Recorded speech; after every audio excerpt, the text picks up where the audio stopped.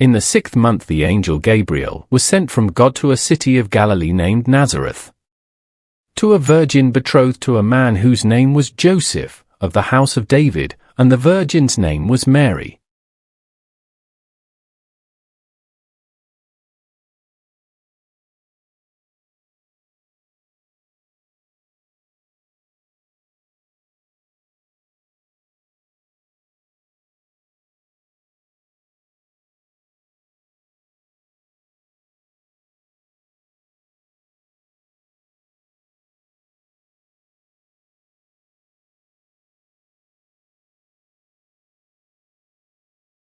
And he came to her and said, "Hail, O favored one, the Lord is with you."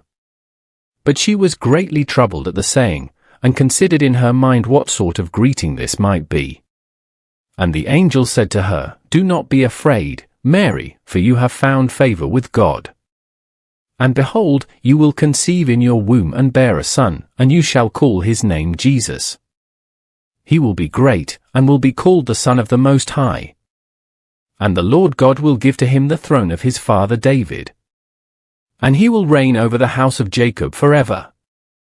And of his kingdom there will be no end."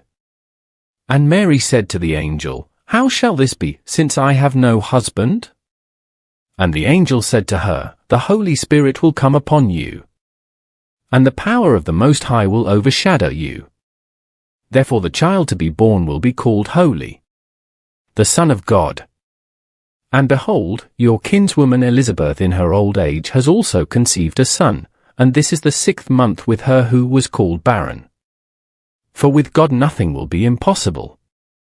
And Mary said, "Behold, I am the handmaid of the Lord, let it be to me according to your word." And the angel departed from her.